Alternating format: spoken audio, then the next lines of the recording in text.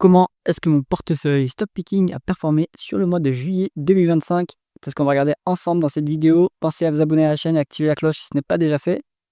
Et on commence tout de suite avec cet article qui a été publié sur le blog, sur mon Substack. Vous pouvez le rejoindre aussi. Vous abonner, le lien se trouve dans le commentaire épinglé de la vidéo.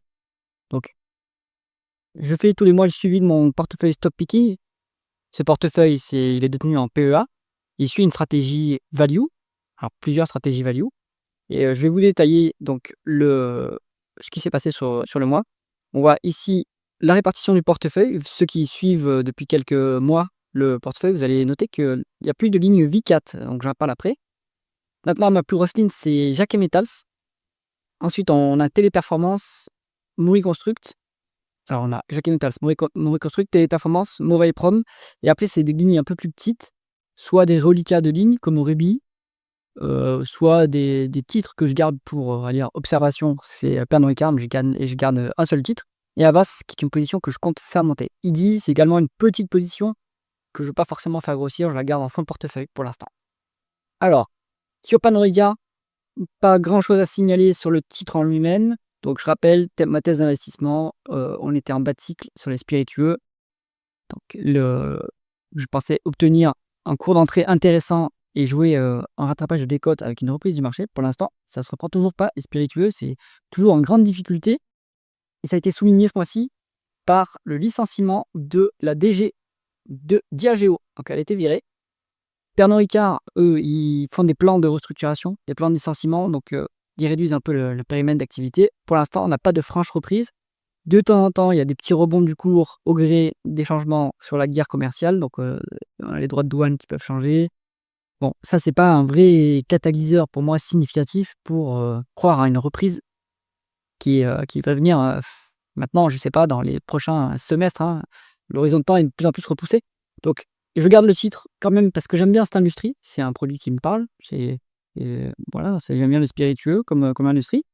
Mais pour l'instant, en fait, on n'est pas value en termes de valorisation. Ici, on est à 11 en VE sur EBITDA. Donc, en fait, on peut tout à fait aller obtenir une valorisation au niveau de 2009, en fait. On est plus très loin. Donc moi, j'attendrai qu'on tombe à ce niveau de valorisation avant de me réintéresser à Pernod Ricard. Prochain rendez-vous, le 28 août, avec la publication des résultats annuels. Alors ensuite, on a Morel et Prom. Donc Morel et Prom, donc on est sur une junior pétrolière. Donc junior pétrolière, investissement value classique, c'est-à-dire des cotes sur un type de flux. Bonne rentabilité, un bon rendement des fonds propres. C'est un titre qui est volatile parce qu'il est exposé à des zones géographiques qui sont un peu exotiques, on va dire. Donc Afrique, Amérique latine, dans lequel il y a souvent un peu des mouvements géopolitiques. Donc il y a eu un impact de une suppression de la licence vénézuélienne sur Morel et Prom, qui est maintenant actée depuis le 27 mai. La boîte a publié son plan d'activité du premier semestre. Inévitablement, on a une baisse du chiffre d'affaires parce qu'on est aussi, on subit les variations du cours des hydrocarbures pour Morel et Prom, c'est normal. En revanche, les volumes sont en augmentation et c'est ce qu'on veut voir. Donc, peu importe la volatilité des prix, ça va impacter le cours, on va dire, à court terme. Mais sur la longue route, si les volumes augmentent et que les cours des hydrocarbures se reprennent, on n'aura pas de problème pour faire les plus-values sur Morel et Prom. Donc, il y a eu la publication qui est pas trop mal à mon avis et qui est point à signaler, c'est que la trésorerie est en augmentation. Donc ils ont de la poudre sèche pour faire les acquisitions et ils sont assez forts dans cette dimension, un peu fusion-acquisition, pour aller mettre la main sur des actifs qui permettent d'augmenter les volumes et mettre la main sur ces actifs à des prix attractifs. Donc plutôt bien, je garde mon objectif de cours à 7,50 € sur Morel et Prom. On a la publication des résultats annuels le 5 août. Donc là, on a eu que la publication du chiffre d'affaires et le point d'activité. Le 5 août, ça sera les publications des résultats annuels. Ensuite, on a Mori Construct, donc petite boîte belge. Elle est dans le fonds Europe Small d'Indépendance AM. C'est une de leurs plus petites lignes. Et en fait, c'était une microcap quand je suis rentré. C'est toujours une microcap, on va dire, 200 millions d'euros. Boîte belge d'ingénierie du bâtiment, qui a un modèle d'affaires à BFR négatif. Donc ça, c'est très bien. Ça permet de générer du résultat financier intéressant. et bah, ça vit sa vie tranquillement, le cours continue à progresser tranquillement. Il y a rien à signaler ce mois-ci. Le prochain rendez-vous, ça va être en septembre, hein, avec la publication des résultats semestriels. Donc, Moray Construct, on garde ça en fonds de portefeuille sans problème, c'est toujours sous-valorisé avec vraiment des fonds propres élevés. Donc ça, c'est bien. Sur Jackie Metals, donc on est sur, là on était sur une thèse d'investissement deep value, des cotes sur actifs tangibles, des cotes sur stock à l'époque. Donc maintenant, il y a toujours une décote sur stock. Si vous regardez ici, hein, le stock est ici, 600 millions, market cap 461 millions. Donc il y a toujours une décote en termes de prix sur stock. Si on regarde en valeur d'entreprise, en revanche, il n'y a plus de décote en termes de valeur d'entreprise sur stock. Donc valeur d'entreprise, capitalisation boursière, plus dette nette. Il y a eu de la décote sur ce multiple en 2024. C'est plus le cas aujourd'hui. Bon, il y a toujours une décote par rapport à la market cap, et il y a toujours une décote par rapport aux actifs tangibles, c'est-à-dire qu'il y a les stocks, il y a aussi l'immobilier que détient l'entreprise, hein. Donc, marge de sécurité toujours à ce cours-là. Pourtant, l'action a quand même bien repris de la couleur, hein, depuis le début de l'année, plus de 20% de hausse. Donc, moi, j'ai continué à renforcer ma position, qui est presque complète maintenant, via la vente du solde de mes actions Vika. Je parle de Vika tout de suite. Avant ça, juste sur l'objectif de cours de Jacques Métas. Donc, initialement, moi, c'était 26 € pour en fait aller correspondre à la valeur des stocks. Je pense qu'on peut, ou pas la valeur des stocks, pour aller correspondre à la valeur des actifs tangibles. Mais on peut toujours, enfin, du coup, ça fait 20%, hein, vous voyez, il y a 20% de décote. Et si on prend le cours actuel, qu'on fait plus 20%, on est sur du 26 €. Mais je pense que c'est pas assez ambitieux comme valorisation. On peut tout à fait aller sur on va voir la nature des bénéfices, hein, de Jacques Métas quand ils reviendront enfin à un niveau de croisière de rentabilité. Mais je pense qu'on pourra viser un PER de 10. Je pense qu'on pourra viser les 30 €. Mais j'en reparlerai dans les prochaines publications. Et pour Jacques Métas, la prochaine publication n'aura lieu qu'en septembre pour les résultats semestriels. Vika, donc ça c'était ma thèse d'investissement plutôt value, un peu deep value d'ailleurs, parce que quand j'ai acheté l'action en 2023, on avait une décote ici sur actifs tangibles. Bon, ben, le résultat était plutôt appréciable, hein. Donc ça, c'est la performance du titre, mais c'est pas ma performance nécessairement, depuis que du coup, j'ai ouvert la position. Bon, alors je reviens sur la thèse d'investissement, le cimenterie, ils ont des monopoles naturels, enfin des monopoles géographiques, matériaux lourds. Donc ça donne pas de concurrence sur des rayons de 300 à 400 km, puisque c'est trop lourd de déplacer les matériaux. Et donc il n'y a pas de concurrence externe d'import, on va dire, de matériaux. Et localement, bah, c'est compliqué s'ils avaient déjà un acteur en place pour aller mettre une cimenterie. Donc ça leur donne un moat, une protection naturelle, un avantage concurrentiel naturel. Bon, donc pour moi, c'était clair que si on avait une décote sur actif tangible et que l'action était très décotée, on a toujours besoin de béton et le ciment, même si ils sont très exposés à l'Europe où c'est quand même en difficulté. Ça commence à se reprendre. Et puis ils sont diversifiés, ils sont aussi aux États-Unis, ils sont en Inde, enfin bref, du coup, ils sont exposés à des cycles différents de la construction. Donc pour moi, c'était une bonne thèse d'investissement et bah, le marché m'a donné raison. Donc ça, c'est pas ma performance, puisque moi je suis rentré en fractionné évidemment, et puis j'ai aussi soldé la moitié de la position en 2024 de mémoire, quand il y a eu la dissolution. Bien mal m'en a pris évidemment, évidemment c'est une erreur, et j'aurais dû conserver mes titres puisque la thèse était toujours valide. Et donc bah, en fait, voilà, moi j'ai soldé mes titres à 65 €. Donc là, on commence à mon avis à être à des niveaux un peu exubérants pour du Vika en termes de cours, mais pas en termes de valorisation en réalité, hein. On est valorisé là à 6 fois la valeur d'entreprise sur EBITDA. C'est pas très cher, hein. Maintenant, les cimentiers, ils sont pas très chèrement valorisés en Europe, c'est sûr, à cause des contraintes ESG. Bon, ça reste pas cher. Je pense qu'il y a plus beaucoup de potentiel. Après quasiment 200% de performance du titre, j'ai préféré prendre mes gains, solder ma position. Je vais pas à me plaindre de ce qui a été obtenu sur Vika. Donc, deux choses que j'en retire, évidemment des gains financiers. Et la deuxième chose, c'est une meilleure connaissance du secteur. Et c'est ça qui se passe quand vous investissez en creusant vos dossiers, en lisant les rapports financiers, en connaissant le métier, en essayant de connaître le métier. On ne peut pas connaître le métier quand on ne travaille pas dedans, à mon avis, mais on peut essayer de comprendre pourquoi est-ce que l'entreprise gagne de l'argent avec son métier. Et vous connaissez du coup le marché, vous regardez les concurrents, vous cherchez les catalyseurs, et s'ils viennent, les catalyseurs, ben ça vous aide. Bon, et avec ça, vous tirez une connaissance plus approfondie d'un secteur et d'une entreprise. Donc ça me fait une entreprise que je peux mettre ensuite en watchlist, et si à nouveau il y a une opportunité d'investissement, alors ça ne sera pas immédiat, hein, peut-être dans 5 ans. Mais s'il y a à nouveau une opportunité d'investissement sur Vika, à nouveau des codes sur actifs tangibles pour, quelque raison que ce soit, eh bien, j'aurais en quelque sorte déjà un avantage par rapport à quelqu'un qui ne connaîtrait pas l'entreprise. Donc, c'est une boîte que je peux garder en watchlist et surveiller. En fait, je peux la mettre, je peux la comme chaque mois, je fais tourner mon screener value, eh bien, si Vika sort à nouveau dans mon screener value, je vais pouvoir, bah, com partir avec un avantage face à quelqu'un qui a ses screeners value, mais qui ne connaît pas l'entreprise. Objectif atteint, évidemment. Allez, on continue avec Téléperformance. Donc bon, bah, Téléperformance pour l'instant, c'est pas brillant, hein, évidemment, hein, je le reconnais, volontiers. Donc la thèse d'investissement sous Téléperformance, on a eu une baisse énorme de la croissance après la pandémie. Le marché a ensuite rajouté de la pression avec l'aide des vendeurs à découvert à cause de la thèse, à cause de l'intelligence artificielle, apparue, on va dire, d'un point de vue, mainstream en octobre 2022. Pour moi, c'est deux choses décorrélées. On a évidemment l'intelligence artificielle. Téléperformance va pouvoir l'utiliser. Peut-être qu'ils vont se faire remplacer par l'intelligence artificielle, mais je ne pense pas que ça soit immédiat. Il y aura quand même un délai. Et en fait, la baisse de la croissance très forte n'est pas due à l'intelligence artificielle, à mon avis, mais plutôt au fait qu'ils avaient une croissance exceptionnelle pendant la pandémie à cause des contrats qu'ils ont obtenus. Et donc, c'est pas quelque chose qui était récurrent. Bien. On a eu les Capital Market Days en juin. Donc, Capital Market Day, c'est l'occasion pour le management d'aller essayer de séduire les marchés financiers. Donc, inévitablement, ça se passait à New York. Donc, ils ont essayé de vendre leur nouveau plan stratégique et le marché, en tout cas, les vendeurs à découvert ont bien aidé, mais le marché a détesté cette présentation. Donc, le cours s'est effondré. À chaque fois que Téléperformance communique, le cours s'effondre, mais après, ça se reprend sans trop de problème. Pourquoi? Et ça, c'est ma thèse d'investissement. On a une décote sur free cash flow de dingue, hein, sur Téléperformance. C'est 4,5 en termes de price to free cash flow.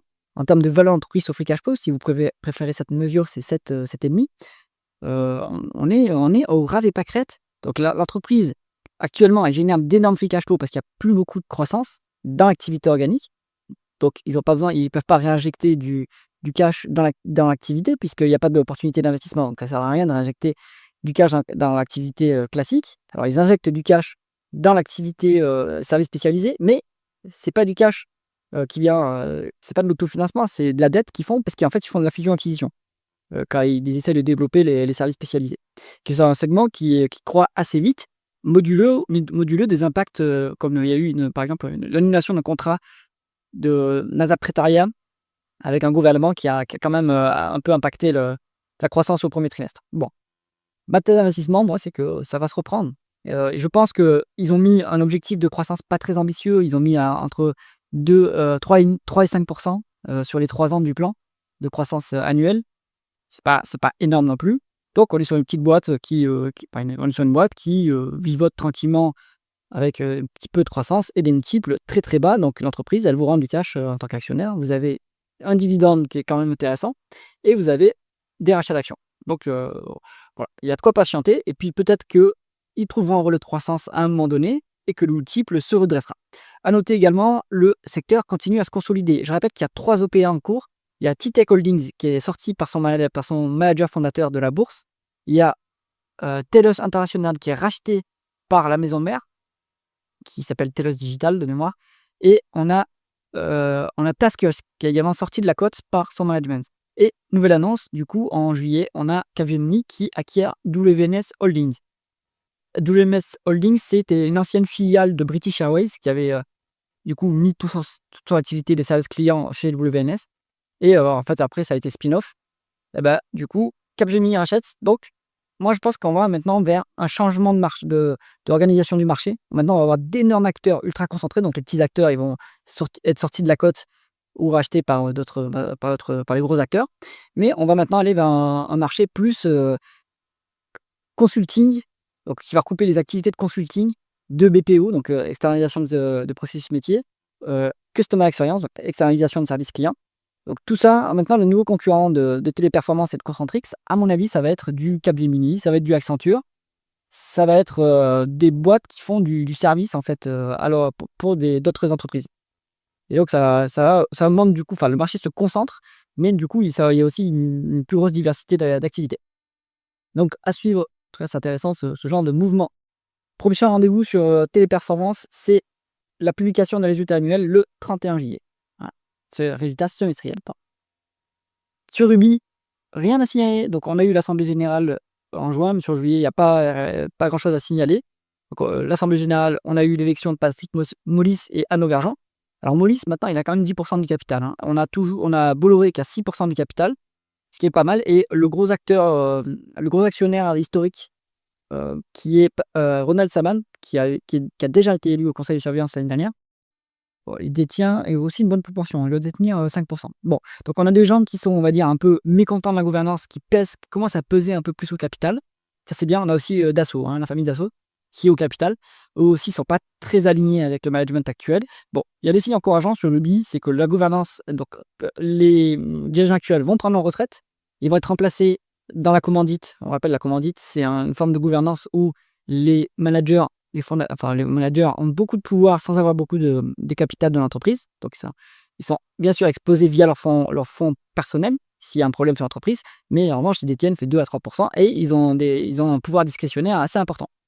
Les personnes qui vont remplacer les dirigeants actuels qui partent à la retraite, eux, ils ne seront pas commandités. Il restera que la fille de Gilles Gobin, qui s'appelle Clarisse Gobin, qui va rester une commanditaire, manager comme un commanditaire en fait de l'entreprise. Bien. Bon, sur lui, on est toujours sur une activité très décotée. C'est un business très plan-plan, sauf qu'il y a une partie du business qui ne marche pas, c'est Photosol, donc l'activité énergie renouvelable. Donc cette activité, il faut voir ce qu'ils en font. Est-ce que les activistes arrivent à faire vendre l'activité par la gouvernance actuelle? Est-ce que peut-être que finalement ils arriveront à générer de l'EBITDA avec cette activité renouvelable? Ça reste à voir. Pour l'instant, c'est pas cher. Il y a un dividende qui augmente de moins en moins, c'est vrai, mais qui a un rendement actuel entre 7 et 8 donc c'est quand même intéressant, avec des multiples très bas et sur une activité qui est très récurrente, qui a pas mal de visibilité, puisque c'est en fait on va dire des biens de première nécessité en énergie. Donc ils sont en Afrique, ils sont aux Caraïbes, ils sont en Europe. En Afrique et aux Caraïbes, c'est du bitume, donc il y a un besoin énorme d'infrastructures, c'est du GPL, hein, du gaz. Donc ils en ont besoin pour se chauffer, faire cuire les aliments, donc ça c'est important. Les stations-service aussi en Afrique, ça c'est important pour le transport. Donc ça c'est les besoins, c'est de la première nécessité. Aux Caraïbes, c'est surtout du carburant pour l'aviation, donc ça aussi, donc première nécessité. Donc pas de problème sur Ruby, hein. Il y a une bonne visibilité sur les cash flows. Le seul problème, c'est l'activité renouvelable qui marche pas, mais c'est ça qui fait que les multiples sont très bas. Et donc, du coup, il n'y a pas de grand risque à aller sur Ruby. C'est pour ça que j'y suis encore. Maintenant, j'ai une petite position, hein. J'avais quand même pris pas mal de gains sur Ruby et il me reste un quart de position que je vais conserver. Peut-être que je me mettrai à la renforcer s'il y a peut-être une amélioration sur le dossier. À voir. Il dit, on est dans une boîte cotée qui fait du private equity. Donc là aussi, c'est une société en commandite, hein, d'ailleurs. Rien à signaler, donc sur juin, ils avaient fait quelques acquisitions. Ils sont très forts, ils sont très, très bons dans la sélection des dossiers, ils sont excellents là-dedans. Il y a beaucoup de cash au bilan, en fait. Ils n'ont pas énormément d'opportunités d'investissement en ce moment, puisque le private equity, il a un peu implosé en France, mais du coup, il y a moins d'opportunités et il n'y a pas d'opportunités à des multiples très intéressants. Bon, moi, je pense que ça va se reprendre et ils ont une activité de private equity dans les marchés émergents qui se développe. Donc ça, c'est tout à fait intéressant. Bon petit dossier de fonds de portefeuille, un petit dividende intéressant. Voilà. C'est pour avoir du private equity côté, c'est sympa. Havas. Bon, alors Havas, c'est la position la plus récente que j'ai, hein. J'ai démarré en mai 2025 quand je l'ai vu dans le portefeuille Indépendance AM, dans le portefeuille France. Je me suis dit que c'était intéressant d'aller creuser le dossier parce que j'avais vu qu'ils avaient fait un carton Indépendance AM sur Publicis. Et c'est le même secteur d'activité d'ailleurs. Donc, bon, Havas, bon, c'est pas la même échelle, hein. C'est 1 milliard de capi, un peu plus peut-être, côté aux Pays-Bas. Valorisation très, très, très faible, hein. Vous regardez ici le multiple, on a moins de 4 en valeur d'entreprise sur EBITDA, il y a quasiment pas de dette. Donc, en fait, Havas, c'est une boîte de fusion-acquisition maintenant.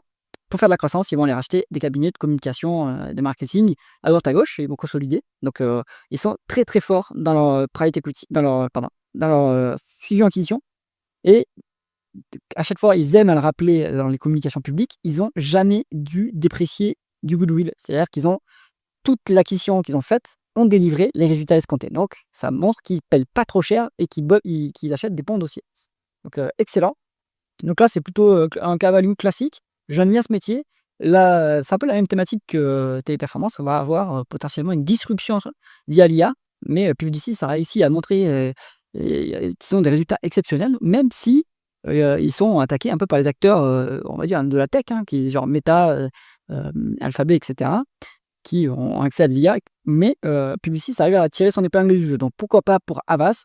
Havas maintenant n'a pas de situation concurrentielle, forte, hein. C'est un petit acteur, donc là, il y a pas de vrai à mon avis, il y a pas un moat exceptionnel. À part la réputation de l'entreprise qui est maintenant, centenaire, mais à part cette réputation et des contrats long terme avec les clients et leur savoir-faire, il y a pas vraiment d'avantage concurrentiel, hein, sur cette entreprise, donc il faut bien l'avoir en tête.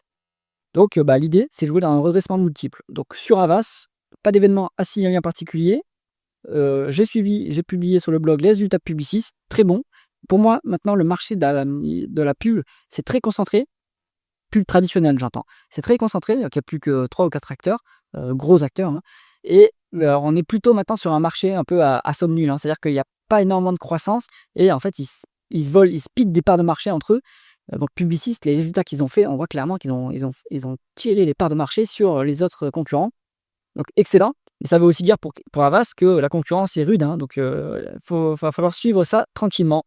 Maintenant, je reste confiant, vu qu'ils peuvent toujours faire de la croissance avec les croissances externes, vu qu'ils ont beaucoup de cash et un énorme savoir-faire en fusion-acquisition. Donc, bon petit dossier, c'est une petite position que je continue à renforcer. Donc là, j'ai renforcé avec la vente de mes actions Vika. J'ai renforcé mes Havas, mais pour l'instant, c'est une micro-position. Mais moi, je pense aller jusqu'à une position complète de la taille de Morel et Prom ou de Téléperformance. Et pourquoi pas, hein, surtout si les multiples restent à ce niveau-là, hein, très faible. Donc, objectif de 2,07 €. Actuellement, on est à 1,50 €. Je pense que je vais réévaluer mes objectifs au fur et à mesure des publications. Il n'y a pas beaucoup d'historique en fait pour Havas, hein, vu que ça a été coté qu'en décembre 2024, suite au spin-off de Vivendi et compagnie là. Du coup, on n'a pas d'historique. Il faudrait que je compare par rapport aux multiples de Publicis, par exemple, même si on n'est pas sur la même taille de boîte, mais ça donnerait, un cours cible. Il y a aussi ils préparent un regroupement d'actions aussi, donc il faudra mettre à jour, après quand ils auront regroupé les actions. Voilà pour ce portefeuille, cette mise à jour.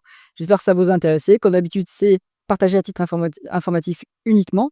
Je vous invite pas du tout à aller investir sur ces titres, ou en tout cas, si vous voulez le faire, bah, faites vos propres recherches, creusez les rapports financiers de votre côté. Après, vous pouvez démarrer sur la chaîne ici, sur les articles pour commencer à vous intéresser à ces dossiers. Mais ça ne vous économise pas d'aller télécharger les rapports financiers et de lire ces rapports financiers pour vous faire votre propre opinion.